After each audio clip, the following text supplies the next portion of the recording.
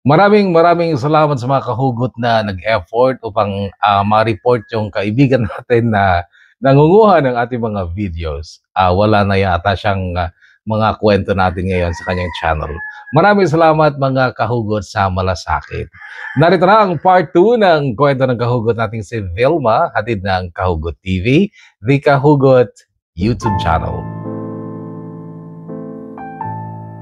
Noong 2 years old na si Janjan, nagpatuloy ako ng pag-aaral ko. Nahinto kasi ako kahit isang SEM na lang noon at gagraduate na ako pero lumobo na kasi ang tiyan ko. Noong graduation ko, actually tapos na noon ang graduation at uwian na, may lalaking sumalubong sa akin, isang lalaking hindi ko inaasahang makita ko pang muli. Naka-polo shirt siya ng puti na sakto ang hapit sa maganda niyang katawan, black seda na pantalon ang itinerno niya na para bang isang oras sigurong pinapalansya. May hawak siyang bouquet of red roses at isang regalo. Gwapo, lalo na't kay ganda ng kanyang ngiti. Moreno pero matipuno ang dibdib at mga bisig. Congratulations, Vilma. I'm so proud of you. Bati niya nung kaharap ko na siya. Perfect ang kanyang English accent, bagay na sobra kong ipinagtaka. Kaya naman nabiro ko pa siya. Ang sabi ko, Fernan, ikaw ba talaga tong kaharap ko?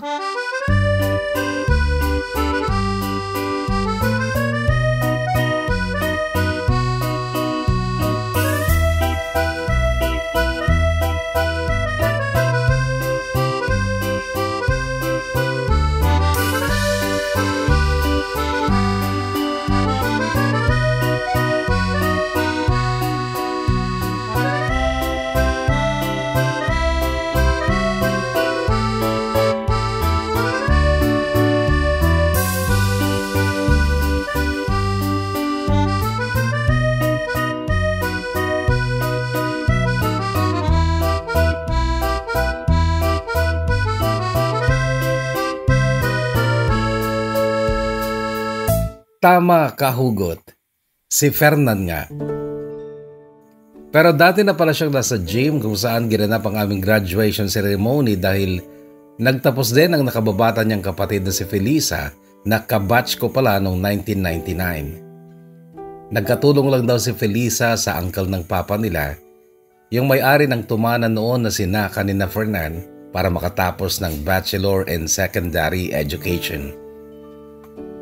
Nakita daw ako ni Fernan nung pasimula pa lang ang seremonya. Umalis lang daw siya upang bumili ng bouquet at regalo at siya, kahugot, ay isa ng ganap na civil engineer. Wala na pala ang papa ni Fernan. Mama daw niya ang nagpaaral sa kanya sa pamamagitan ng pag-a-abroad sa Kuwait bilang domestic helper. At nung time na yon ay nasa Kuwait pa ang mama nila dahil may isa pang kapatid sina Fernan at Feli ang nag-aaral sa kolehiyo. Malaki ang pagbabago ni Fernan, kahugot, hindi lang sa physical na aspeto kundi maging sa ugali. Tumaas ang bilib niya sa kanyang sarili. Hindi na siya mahiyain kagaya noon at komportable na siya sa pagsusuot ng disente o formal na damit. Ako naman nung bago sumapit ang graduation ko ay nagpaunat ako ng buhok sa parlor. Straightening pa ang tawag noon. Hindi pa uso noon yung reband. Yung straightening ay mahapdi sa anit at magaspang ang buhok pagkatapos. Kailangan mo ding ibabad sa maraming conditioner dahil kung hindi ay stiff ang buhok mo. Isa pa, hindi talaga siya unat na unat at malambot. Medyo parang alambre siya. Hindi kagaya ng resulta ng reband ngayon. Pero noon ay natuwa na rin ako kasi hindi nalaba ang ulo ko kapag nakalugay ako. Hindi nga lang malambot pero okay na rin. Kahit papano ay nabawasan ang insecurity ko sa buhok ko pero hindi napansin ni Fernan noon na unat na ang buhok ko. Noong graduation ko kasi ay may handaan sa bahay at siya ay inimbita ko kahit na nagdalawang isip ako, kahugot, dahil nga may anak na ako. Kararating namin sa bahay ay sumalubong si John John sa akin, and that time ay magtatatlong taong gulang na siya. Anak ko, sabi ko kay Fernan nung kargahin ko si John John. Nakangiti naman si Fernan. Kinuha pa niya ang kamay ni John John, nakipag-shake hands at ang sabi, "Hello sir, my name is Fernan. I'm glad to meet you." Magtatakip silim na nung magpaalam si Fernan. Inihatid ko siya sa labas, sinamahang maghintay ng tricycle papuntang bayan. Makikitulog daw siya noon sa bahay ng lolo niya, uncle ng papa niya, kung saan noon nakatira ang kapatid niyang si Felisa. Vilma, untag niya nung namagitan sa amin ng katahimikan sa tabi ng kalsada. Tumingin naman ako sa mukha niya. Nung gabing yun na nag-walk out ka, hindi mo ako pinakinggan nung humihingi ako ng dispensa sa ginawa ko. Alam kong mali yun. Ang pilitin kang ibigay ang katawan mo sa akin. It was an immature act and very disrespectful. Pero hindi ibig sabihin nun na hindi kita mahal at katawan mo lang ang gusto ko. In fact, Vilma, gusto kong patunayan sa iyo ngayon na mahal pa rin kita. At mamahalin pa rin kita kahit na may anak ka na. Hindi ako nagsalita kahugot, pero nakatingin ako sa gwapong mukha ni Fernan. Kahapon nagpunta ko dito at nalaman ko lahat ng nangyari sa'yo. Lalo na yung tungkol kay Taniel. And believe me, Vilma, wala sa akin kung naanakan ka ng iba. Marami nang nangyari, maraming nagbago. Pero hindi kasama sa mga nagbago ang pangako ko sa iyo noon at ang damdamin ko para sa iyo. Fernan, bakit hindi ka malang sumulat o dumalaw noon? Sorry Vilma, pero ang pangako ko sa sarili ko noon ay hindi ako magpapakita sa iyo hanggat wala akong may pagmamalaki sa iyo at sa nanay mo. Sabi niya sabay lingon pa sa bahay namin. Hindi pa rin sana ako magpapakita ngayon pero nakita kita sa gym. Bakit nga? Kailan mo balak magpakita? Kapag may malaking ipon na ako, may sarili ng sasakyan. Hindi kagaya ngayon na, hindi ko alam kung anong oras may darating na tricycle na sasakyan ko papuntang bayan. Vilma, kahit hindi tayo maayos na naghiwalay nung gabing yun, hindi nabawasan ang tiwala ko sa'yo. Naniwala ako na hindi mo ako papalitan o hindi ka papatol sa iba. Sorry Fernan, marupok ako kaya alam mo, huwag mo na akong balikan. Magmahal ka na lang iba, yung mas deserving na makinabang dyan sa tagumpay mo. Vilma, hindi ako ganun Kung ano man ang marating at ma-achieve ko sa buhay, para lang yun sa self-satisfaction ko. Pang-boost ng ego, pero pagdating sa pag-ibig, puso pa rin ang gamit ko. At bilang isang tunay na lalaki, paninindigan ko pa rin ang pangako ko noon sa'yo kahit na ikaw, sumira ka sa pangako mo. Hindi mo kailangan gawin yan, Fernan. Maraming babae dyan. Parang na-offend siya sa sinabi ko kahugot. Ang sumunod na tanong niya ay, bakit Vilma? Ayaw mo na ba sa akin? Kung kailan may improvements na sa pagkatao ko, saka mo ako aayawan? Hindi sa ganun, Fernan. Then tell me, ayaw mo bang magsimula ulit tayo? Hindi na naman ako nakasagot kaagad. Look, Vilma, hindi kita sinisisi kung bakit napatol ka sa iba dahil alam kong kasalanan ko rin. Hindi na ako nagpakita o sumulat man lang. Pareho tayong nagkamali, pero ang pagkakamaling yun, nakaraan na yun. Nagkamali tayo kasi bata pa tayo noon. It's all in the past, Vilma, pero ngayon, tinatanong kita. And please answer me with all honesty. Ayaw mo na bang magsimula ulit tayo? Use your heart. Ayaw mo na ba ako?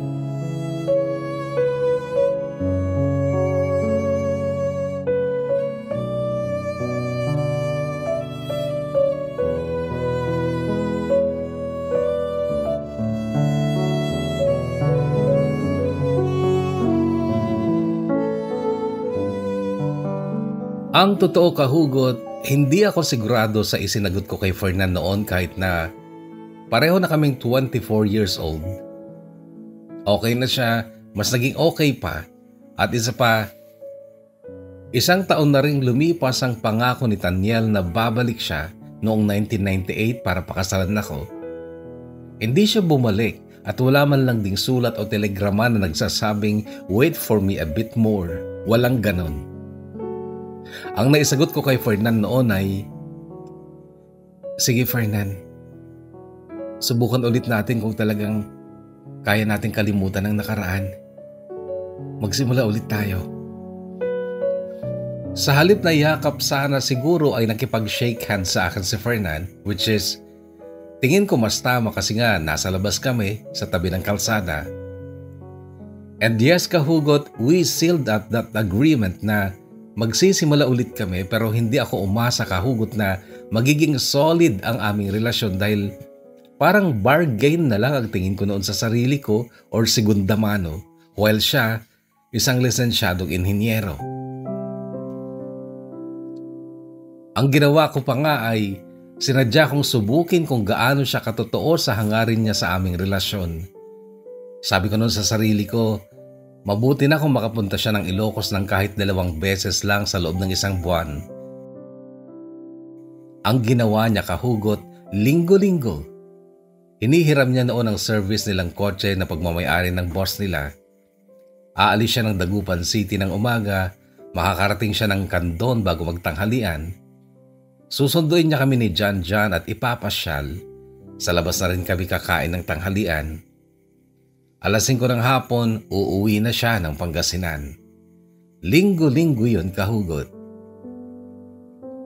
Noong mga teenager pa kami ni Fernan, talagang seryosong tao talaga siya. I mean, hindi siya pala biro. Napakadalang niyang mag-joke. Pero kapag may nag-joke naman, malakas naman siyang tumawa. Kaya lang that time na engineer na siya, hindi na lang siya seryoso kundi parang umiksi pa ang pasensya niya. Ako naman kasi sabi ko nga, gusto ko talagang sukatin ang hangganan niya. Sinasadya ko siyang kulitin, asarin. Kahit na mga teenager pa kami, ugali na ni Fernan ang huwag sumagot kapag ang tanong ay self-explanatory. Parang masyadong makalang laway niya, ganun. Lalong ayaw niya ang paulit-ulit gaya ng isang bata. Mahal niya ang anak ko, pero nung una pa lang ay sinasabihan niya na ito na huwag makulit at paulit-ulit kapag nagtatanong. Sabi pa niya kay John noon na 4 years old pa lang, baby, isipin mo munang mabuti bago ka magsalita ha. Kapag alam mo na ang sagot, huwag mo nang itanong, okay? Magtatanong ba yan kung alam niya na ang sagot? Sabad ko naman noon, hindi niya ako pinansin. May isang hapon din ng linggo, nasa park kami at trip ko lang talagang mag-emote. Nabanggit ko sa kanya ang tungkol sa pagkakaiba ng estado namin sa buhay. Yung engineer siya while ako ay graduate ng commerce pero hindi makapasok-pasok ng trabahong pang-office. Nagalit siya kahugot. Ang sabi niya, "Huwag mong binabanggit sa akin yan, honey. Wala tayong diferensya. Hindi tayo dapat pinagkukumpara dahil tayo ay iisa. Lalo na kapag kasal na tayo. Pinagbigkis na tayo. Iisa na tayo." Kasal? Ulit ko noon kasi sa totoo lang, hindi ko inaasahan yon. "Sure ka bang gusto mo akong pakasalan?" Lalo siyang nagalit. "So ano to sa tingin mo, honey? Naglalaro lang tayo? Nag-eksperimento? Ano ba tayo sa tingin mo? Teenager na hindi sure kung sa kasal mauuwi ang relasyon?" "Oh, relax ka lang." Nakangiting sabi ko pero nawala ang ngiti ko nung sabihin niya ito. "O baka naman umaasa ka pang babalikan ka ng ama ni Jan? Kung sabihin kong oo, ukinam?" Mura niya sa akin. Nagulat ako pero tumatawa ang kalooban ko. Pakiramdam ko noon ay nagtatagumpay ako na asarin siya pero umakting pa ako. "Kita mo na, porke dalagang ina ako, disgrasyada, walang trabaho, minumura-mura mo na lang ako. Halika na nga anak, Uwi na tayo. Sabi ko sabay hablot sa kamay ng anak ko tsaka kami mabilis na lumayo kay Fernan. Hinabol niya kami, hinila niya ang kamay ko at ang sabi niya, "Honey, hindi ko sinasadya. Sorry. Hindi na mauulit. Sorry." Tinatabig-tabig ko ang kamay niya.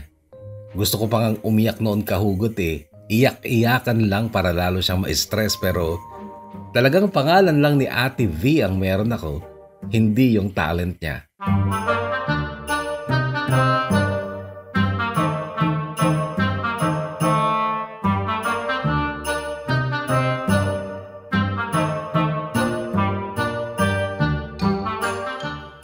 Kulang 1 taon since nagsimula ulit kami ni Fernan, wala na akong masasabi sa kanya. Nung time na magsimula siyang mag-apply ng trabaho dito sa Saudi Arabia, bigla niyang naisipan ayain ako magpakasal dahil daw baka bigla siyang mag-flight. Pero nakiusap ang mama niya na hintayin siya para kasama siya ni Fernan na mamanhikan sa aming bahay. Kaso 3 buwan pa noon bago umuwi ang mama niya at magpo-for good na, huwag daw magmadali si Fernan sa pag-aasawa. Kaso wala namang balak si Fernan na pakinggan ng mama niya. Inaya niya ako mag-process ng papers namin sa bayan namin mismo. 1 araw kami sa munisipyo, then umuwi na siya ng Pangasinan. Kinabukasan biglang nagbago ang isip ni Fernan kahugot. Saka na lang daw kami magpapakasal kapag nakatapos siya ng isang kontrata dito sa Saudi. Sabi ko okay lang, total magto-26 pa lang naman kami noon.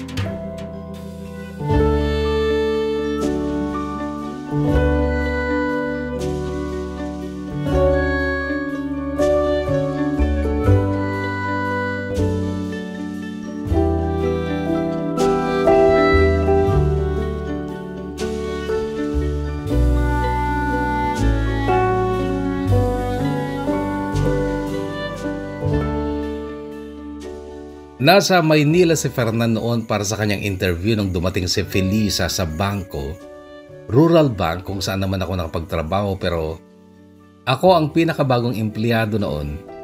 Wala pa akong 1 linggo. Hindi ko naharap kaagad si Felisa. Tinanong ko lang kung anong sadya niya at kung paano niya nalaman kung nasaan ako. Galing daw siya sa bahay namin. Hihintayin na lang daw niya ang lunch break ko para makapag-usap kami. Tungkol saan ba? Tanong ko noon kay Felisa. May kutob ako na hindi maganda. Mamaya na lang ate. Papasyal muna ako sa mga friends ko. Babalik ako kapag lunch break mo na. Kay hirap noong hindi pa uso ang cellphone kahugot. Gusto kong tanungin si Fernan noon pero nasa Maynila siya. Talagang face to face lang noon ang pag-uusap. Kung hindi naman sulat. Nung sa wakas ay lunch break ko na, mabilis ko lang kinain ang baon ko tsaka ko nilabas si Felisa. Sa harap ng isang sari-sari store kami nag-usap. Ate Vilma, nautusan lang ako ha. Huwag mo sanang isipin na ano Felisa? Ate Vilma, hindi ko talaga alam kung paano sasabihin to pero kailangan kong sabihin sa'yo. Ano nga? Tanong kong nakangiti pa rin sa kanya kahit na ramdam kong ninenervyos na ako. Ang naisip ko noon kahugot ay baka may asawa na si Fernan. At yun ang sadyang sasabihin sa akin ni Felisa. Ate Vilma, yung mama po kasi namin, nalaman niya ang tungkol sa'yo na may anak ka na. Naiyak na si Felisa kahugot. Tumulo ang mga luha niya. Sorry ate, alam ko masakit sa'yo. Masakit din sa akin kasi alam ko kung gaano ka kamahal ni kuya. Pero si mama kasi itatakwil daw niya si kuya kapag pinakasalan ka niya. Ate Vilma, inutusan lang ako ni mama. Kung pwede ko lang siyang suwayin, wala sana ako ngayon sa harap mo. Alam ba ng kuya mo na nagpunta ka dito, Felisa? Hindi ate, nasa Maynila siya. Pupunta daw siya dito pagkagaling niya ng Maynila. Naguguluhan din si Kuya Ate Vilma. Gusto niyang pakasalan ka habang wala pa si Mama. Pero natatakot din siyang suwayin si Mama kasi susumbutan sigurado siya. Hindi makakapag-aral si Kuya kung hindi nag-abroad si Mama eh. Alam ko yan, Felisa, and please, tahan na. Huwag ka nang umiyak. Nauunawaan ko ang mama mo at sabihin mo sa kanya, hindi ako galit. Nalungkot lang ako pero hindi ako galit. Alam ko kung saan ako dapat lumugar, Felisa. At hindi ko ipagsisiksikan ang sarili ko sa pamilya niyo kung ayaw sa akin ng mama niyo. Sorry, Ate Vilma. Sorry talaga. Felisa, wala kang dapat ihingi ng sorry. Pasasalamatan pa kita dahil nagpunta ka dito para ipalam sa akin yan. At least ngayon, alam ko na kung saan ako nakatayo sa buhay ng kuya mo. Okay lang, Felisa, and again, maraming salamat sa'yo.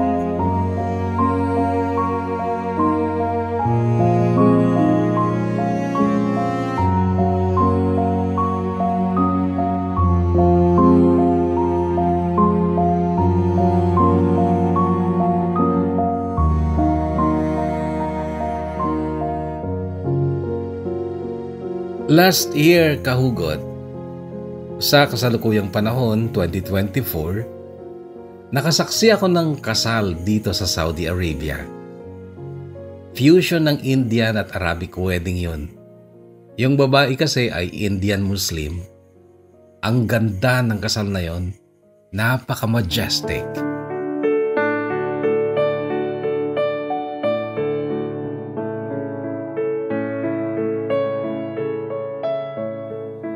Yung kasal ko naman ay kasal baryo pero sa halip na sa simbahan ay sa tabing dagat ginanap ang seremonya.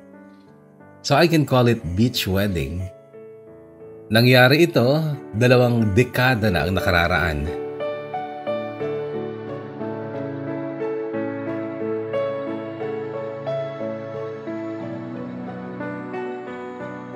Nag-flight papunta dito sa Saudi Arabia si Fernan December 1999. November 1999, dumating ang mama niya galing ng Kuwait. Nag-away silang mag-ina sa harap ko dahil desidido talaga ang mama niya na huwag akong pakasalan. Hindi naman siya bastos, kahugot. Sa tingin ko, may paninindigan lang. Sinundo ako ni Fernan, hawak kamay daw kaming ipaglaban ang pagmamahalan namin kung talagang mahal ko siya. Sumama naman ako sa kanila sa Pangasinan. Liban sa mama ni Fernan ay naroon din ang ilang tito at tita niya kahit na hindi naman kailangan ng presensya nila. Pero masyadong halata na silang lahat laban sa aming dalawa ni Fernan. Ang unang salita ng mama ni Fernan noong maayos na kaming nakaupo sa salas nilang amoy pintura pa noon. Bagong pintura kasi ang mga dingding na kulay apple green. Ilocana din ang mama ni Fernan, kahugot, pero para sa kapakanan ng lahat ay itatagalog ko na lang lahat ng aming pag-uusap noon. Sinimulan niya ng ganitong salita. Alam mo, Vilma, kung nabubuhay pa ang papa ni Fernan, hindi rin siya papayag na ikasal kayo. Mas conservative yun kesa sa akin. Kaagad sumabad si Fernan. Ma, nilinaw ko sa inyo na kaya ako isinama dito si Vilma ay para lang makita nyo ang itsura ng magiging asawa ko. Eh di sige, mukhang hindi ka naman talaga mapipigilan eh. Sige, magpakasal kayo, pero ni isa sa pamilyang ito ay hindi pupunta sa kasal nyo dahil hindi namin tanggap ang kasal nyo. Noon ay biglang hinila ni Fernan ang kamay ko. Halika na, sabi niya. Alam kong ayaw na niyang makarinig pa ako ng ibang sasabihin ng mama niya. Kaso tatayo pa lang ako ay sumigaw na ang mama niya. Wala ka talagang utang na loob, Fernan. Namatay ang papa niyo, ako lahat. Nagpaalila ako sa mga Arabo para makapag-aral kayo. Alam niyo kung gaano kahirap magpaalila sa mga Arabo? Hindi tao ang turing sa'yo, hayop. Pero nagtiis ako para sa mga putang inang pangarap niyo. Ngayong successful na kayo, ito ay gaganti niyo sa akin? Ma, responsibilidad mo bilang magulang ang pag-aralin kami. Isa pa, hindi namin hiniling sa'yo na gampanan mo ang responsibilidad mo sa amin kaya hindi mo dapat sinusumbat sa amin yan. Ito naman ang pasigaw na sagot ni Fernan sa mama niya. Para akong nalulusaw noon, kahugot. Sa akin nakatingin ang mga kamag-anak niya hanggang sa isang tita niya ang nagsalita sa akin at tinuro-turo pa ako. Oy Vilma, masaya ka ba sa nakikita mo ngayon? Ngayon lang nag-away ang mag-inang yan at dahil yan sa'yo. Dahil sa'yo, baka masira pa ang pamilyang ito. Masaya ka ba? Talaga bang ilalaban mo rin si Fernan? Wala ba talaga magkakagusto sa'yong iba? Bullshit! Sigaw ni Fernan sa tita niya. Auntie Imelda, huwag mong hayaang mawala ang respeto ko sa'yo. Anong hahayaan kung mawala ha, Fernan? Yung respeto mo dyan sa nanay mo na nagpakahirap para sa'yo dahil lang sa disgrasyadang yan?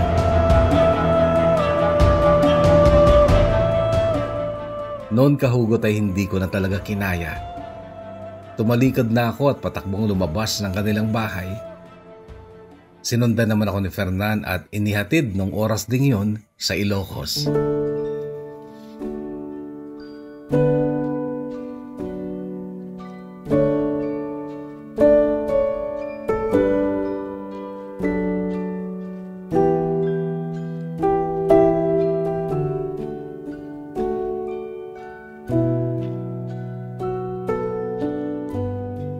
Limang araw na nagstay si Fernan sa Ilocos bago siya nag-flight papunta dito sa Saudi Arabia. Pero hindi siya sa bahay namin tumira ng 5 araw kundi sa bahay ng lolo niya, uncle ng papa niya na may-ari ng lupang sinaka nila noon. Sa 5 araw na natitira bago siya nag-flight, wala siyang ginawa kundi burahin sa isipan ko lahat ng sakit at pang-iinsultong naranasan ko sa pamilya niya. At pilit niya akong binibigyan ng pag-asa na kahit kontra ang pamilya niya sa relasyon namin, ay hindi dapat masira ang aming relasyon. Hindi dapat masira o maapektuhan ang pagmamahalan namin. 5 araw kami magkasama, kahugot. Noon ko palang naipagkaloob kay Fernan ng katawan ko. Una sa isang hotel sa bayan, pangalawa at pangatlo sa isang magandang hotel sa Vigan, at pang-apat sa hotel sa Pasay City kung saan kami nagstay bago siya nag-flight. Habang papalapit noon ang pag-alis niya, kahit kinukontra at kinukontrol ko ang sarili ko, ay mas lalo akong napapamahal sa kanya, na para bang hindi ko nakakayanin kapag napalayo siya sa akin. Ang kanyang pangako, pagkatapos ng 3 taon niyang kontrata dito sa Saudi ay uuwi siya at magpapakasal kami kahit na buong mundo pa ang kumontra. Gayunpaman ay nasabi rin ni Fernan na baka daw sakali pagkaraan ng 3 taon ay nagbago na ang damdamin ng mama niya. Baka by that time ay tanggap na rin niya kami at hindi na siya kokontra sa pagpapakasal namin ni Fernan. Yakap-yakap ako ni Fernan sa airport nung sambitin niya ang mga katagang ito. Honey, 3 taon lang. Magsakripisyo lang tayo ng konti at pagkatapos nun, magiging masaya na tayo. Kaya, honey, hintayin mo ako ha.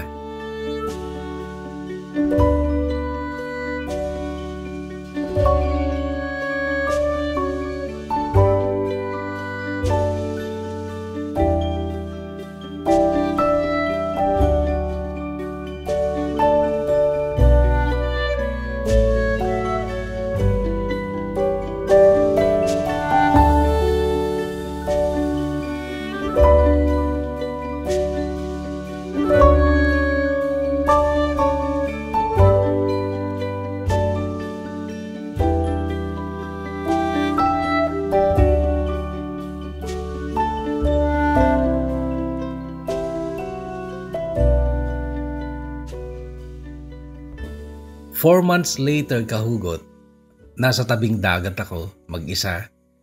Nakatanaw sa karagatan at nag-iisip ng malalim. Gusto kong umalis ng Ilocos noon.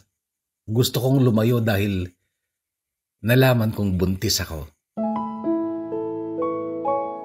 Naisip ko kasi kapag nanganak ako ng kamukha naman ni Fernan, baka ikahiya na ako ng mga magulang ko. March 2001 noon yun. Nagtitiis lang din naman ako sa mababang sahod sa rural bank na napasukan ko Inisip ko ang makipagsapalaran sa Maynila pero paano na kapag malaki na ang tiyan ko? Sa sulat ko, ibinalita ko kay Fernand tungkol sa pagbubuntis ko. May mga cellphone na yata noon pero madalang pa lang ang nakikita kong may cellphone kaya't sulatan pa rin ang means of communication namin ni Fernand. Maging si Felisa na kapatid ni Fernand na naharap din sa pagsubok noon dahil sa pag-ibig. Ganito naman ang nangyari kay Felisa. February 2001 ay nakipagtanan siya sa isang 16 years old na lalaki. Ito ay si Elvin.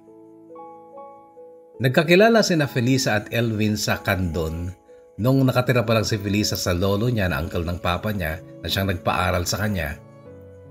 20 years old si Felisa noon, 12 years old lang si Elvin. Pero in love si Elvin kay Felisa.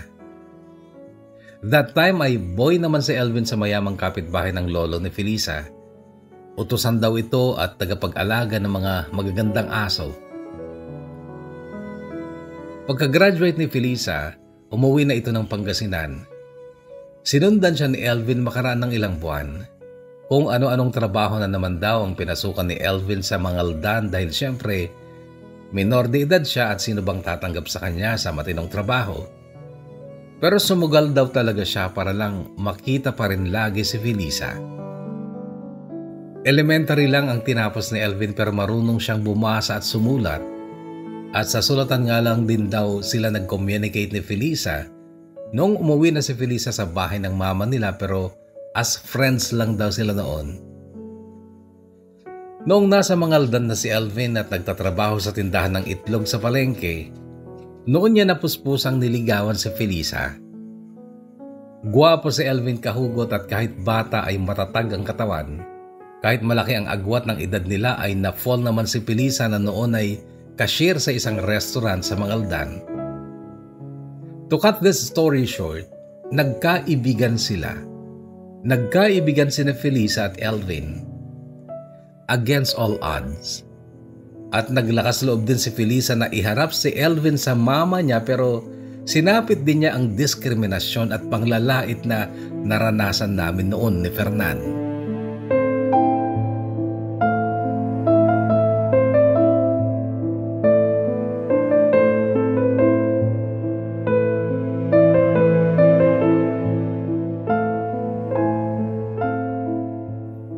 Sa ngalan ng pag-ibig, sinuway din ni Felisa ang mama at mga aunties and uncles niyang feeling perfect ni Ukininada.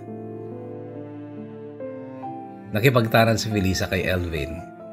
Umuwi sila sa bayan ni na Elvin sa Dingras, Ilocos Norte, katabing bayan ng Marcos. Noong naroon na si Felisa, noon siya sumulat sa akin. Ibinalita niya sa akin ang sitwasyon niya, masaya daw siya sa piling ni Elvin. That time ay namumroblema naman ako dahil nga nalaman kong buntis ako at natatakot ako na kapag nahalata na ng pamilya ko ay ikahiya ako. Sinulatan ko si Felisa, tinanong ko kung pwede akong makitira muna sa kanila.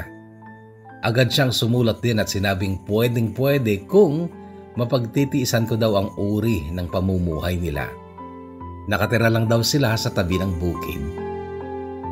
Nakabukod na kasi sila ni Elvin noon.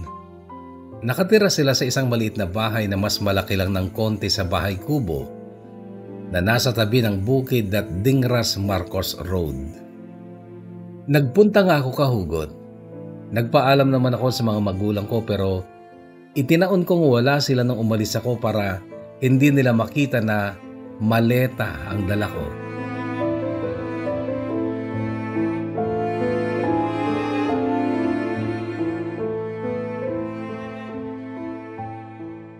Nakakatuwa si Elvin dahil nung dumating ako ay nadugtungan niya na ang bahay niya ng isang kwarto na titirhan ko.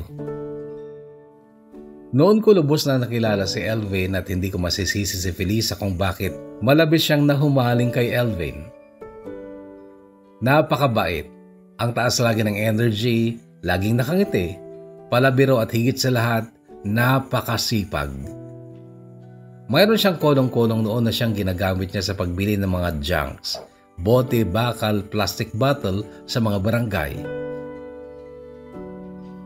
May ipon naman akong pera noon at nakita kong magandang magnegosyo sa lugar nila Elvin, particularly sa harap ng bahay nila kasi tabi ng main road. Kinausap ko sila at pumayag naman si Felisa na magsosyo kami para lang at least hindi kami nakatenga. Nagtayo muna kami ng sari-sari store/meriendahan nung una hanggang sa laging may nagtatanong kung nagsaserve kami ng meal kaya naisipan na rin namin magluto ng ulam. Napakahusay palang magluto si Felisa kaya talagang nag-boom ang aming karinderya. Nagustuhan din kasi ng mga tao yung setting ng aming kainan, tabi ng bukid. Pinalagyan lang namin ng bubong na panaw. Ano ba yun sa Tagalog? Basta damo yun na mahahaba at ginagamit talaga sa bubong ng mga bahay kubo. Masaya kami ni Felisa sa trabaho namin. Tuwing umaga, masigla kaming bumabangon para magtrabaho at pareho pa kaming buntis.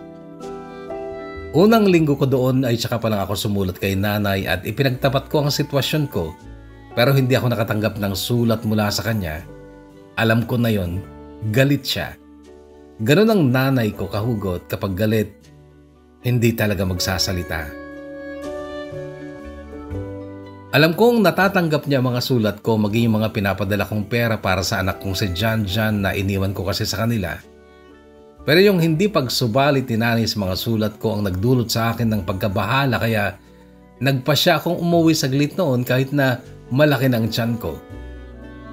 Kumausap si Elvin ng tao na may sariling kotse na aarkilahit namin sa pag-uwi ko sa Candon kasi itataon naming gabi ang pagdating ko doon para hindi ako makita ng mga kapitbahay. Pero bago yun, bandang 3:00 ng hapon ay may tumigil na kotse sa harap ng aming tindahan. Unang bumaba ang isang napakagandang babaeng puti, blue ang mata, blonde ang buhok kaya't mamamangha ka talaga dahil para itong diwata. Bumukas din ang pinto ng driver's seat at isang lalaking puti naman ang bumaba at halos mabitawan ko ang hawak kong sandok noong makilala ko ang lalaking yun. Si Taniel. Hindi ako nakakilos noon. Napatungangan na lang ako lalo na nung lumapit na sila sa mahabang mesa kung saan nakadisplay ang mga ulam naming paninda. Pareho silang nakangiti nung una. Sweet sila. Humawak pa nga ang babae sa braso ni Taniel at si Taniel nagitla, nagulat, lumaki ang mga mata nung matitigan niya ako. Oh my God, Vilma? Sambit niya. Vilma? Mas malakas pang sabi niya at kay liksin ang kilos niya sa pagpunta sa akin at niyakap ako. Hinagkan sa pisngi, niyakap ulit. Ada ka lang gayam dito eh. Namumula ang mga mata niya noon na parang paiyak na. Pero napatingin siya sa tiyan ko. Nag-asawa ka din sa Bali? Malungkot niyang tanong, nag-asawa na daw ba ako ng iba? Noon ay nasa tabi ko na si Felisa at siya ang humarap sa babaeng Amerikana. Ako naman parang nanlambot ang tuhod ko noon kaya't umupo ako sa isang upuan ng bakanting mesa. Sinundan ako ni Taniel. Hindi pa kami kasal? Mahinang sabi ko. Noon ay nahulog na ang luha ni Taniel bagay na ipinagtaka ko kaya ang sabi ko, 1998 sabi mo babalik ka para pakasalan ako, hindi ka bumalik. Mahabang kwento Vilma pero maniwala ka, hindi ko yung ginusto. Nakulong kami ni Mama, napagbintangan kaming pumatay sa legal wife ng tatay ko. Ang tagal namin sa preso. 2 months ago lang kami nakalaya nung umamin na ang tatay ko na siya ang pumatay sa asawa niya. Ito ang paliwanag niya pero gulong-gulo ako, hindi ko maintindihan. Legal wife ng tatay mo? Ibig sabihin ba, kabit lang yung mama mo? Yes, si Mama ay personal nurse ng asawa ni Papa. Matagal nang may epilepsy ang asawa ni Papa. Mayaman siya kaya siya pinakasalan ni Papa pero wala silang anak. Si Mama, nakatira din sa malaking bahay ni Papa kasi personal nurse nga siya ng asawa ni Papa. Pero behind her back ay may relasyon sina mama at papa. Nung mabuntis si mama, umuwi siya dito sa Marcos, dyan sa Marcos. Isinilang niya ako dyan, then bumalik din siya ng US. Iniwan ako ni mama kay Auntie Amelia kaya dyan ako lumaki sa Marcos. Ito ang simulang kwento ni Taniel nung lumapit sa amin ang magandang babae na noon ay may hawak ng plato ng kanin at isang platito ng ulam.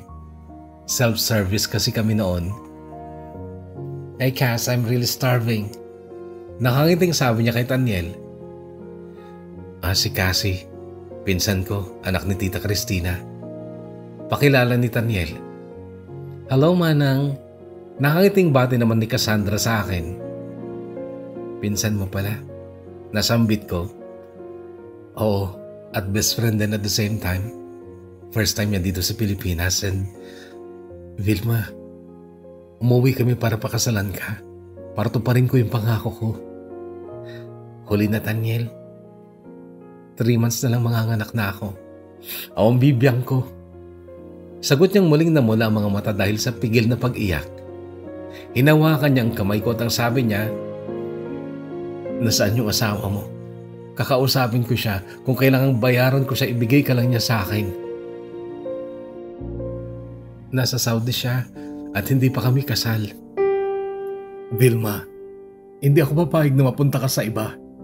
Gagawin ko lahat ng kaya kong gawin, mabawi lang kita." Noon ay nahulog na ang mga luha niya.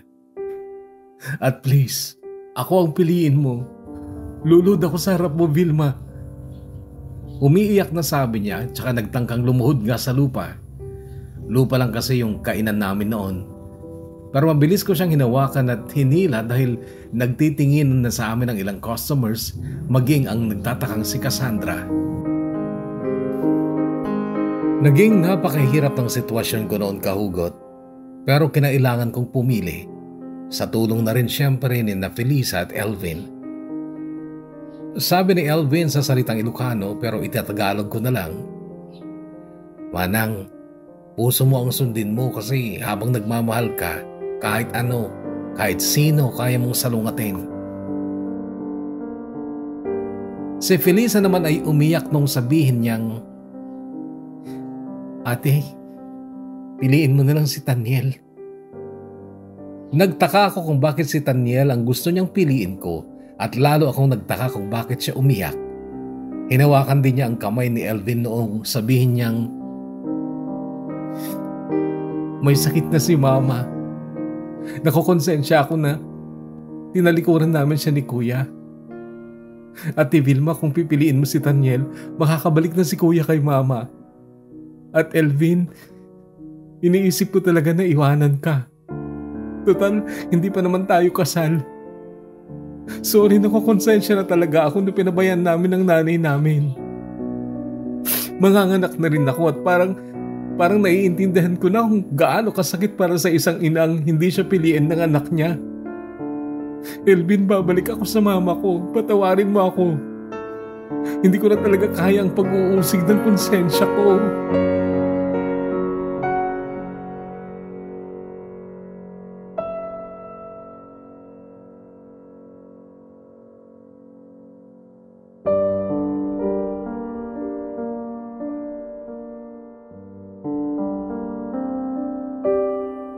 Bumalik din ako sa nanay at tatay ko pero kasama ko si Taniel.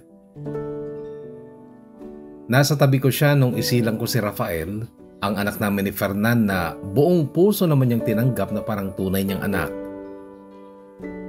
Ipinasa ko rin kay Felisa ang responsibilidad na magpaliwanag sa kuya niya, pero sumulat din muna ako kay Fernan noon. Nandito pa siya noon sa Saudi. 6 months lang si Rafael nung magpakasal kami ni Taniel sa Candon. Parang beach wedding yon na simple lang. Dumating ang mama niya para masaksihan ang aming kasal.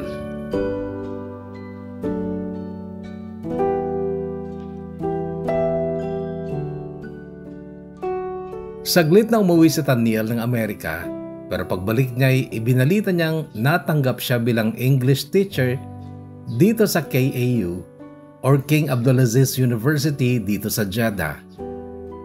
After 1 year, kinuha na rin niya ako dito. Dito na rin nabuo at nasilang ang tatlo pa naming anak, sina Vita, Narvil at Yael. Umuwi kami dyan sa Pilipinas almost every Christmas. Pero sina Jan at Rafael, nakapunta na rin sila dito noong December 2020. Dito na nga sila inabutan ng pandemic kaya nagtagal din sila dito. 29 years old na ngayon si Jan at naroon siya sa lola niya sa Amerika. Wala pang asawa. 26 naman si Rafael, may asawa at anak na siya at nakatira naman sila sa Lawag City. Doon kasi nagtatrabaho bilang civil engineer si Rafael. Si Vita naman ay graduating na sa college dyan sa KAU. Si Narvil ay first year college at si Yael, grade 9. Si Vita kahugot ay Pinay ang itsura pero Amerikana ang height. Sina Narvil at Yael, kamukha ng papa nilang si Taniel at maituturing namin mga blessings talaga sila sa amin dahil mga mababait naman sila. Si Damian, ang aking first crush noon, nakatuluyan niya si Ashley. Sa Maynila sila nakatira. Si Fernan naman nakapag-asawa ng local beauty queen na taga Pangasinan.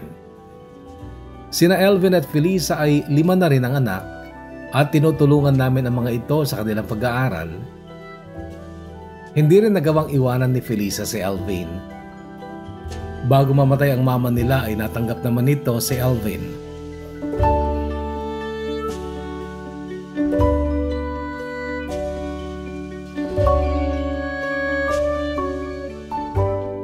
Masasabi kong okay naman ang kinahinatnan ng mga buhay namin. Matatanda na mga magulang ko, maging si Mabel na mother ni Taniel, pero okay pa naman sila. Siya nga pala kay Mabel, ang tawag namin kay Mabel ay dahil Bel ang pangalan niya. Dati noon ay Mama Bel kung tawagin namin siya, pero si Vita nung maliit pa siya ay mahina siya sa pagbigkas ng mga salitang inuulit. Kaya yung Mama Bel ay naging Mabel. Si Mabel ang masipag dumalaw dito sa Saudi. Marami kasi siyang pera dahil after nilang makalaya noon ay napasok siya sa isang government hospital sa Amerika. Masaya naman kami kahugot. 50 years old na ako at pag natapos na ng senior high si Bunso, uuwi na rin kami ng Ilocos at doon na namin ipagpapatuloy ang aming pamumuhay. Hanggang dito na lang at maraming salamat kung mababasa mo rin ang kwentong ito ng buhay at pag-ibig ko. Gumagalang at nagpapasalamat, Vilma.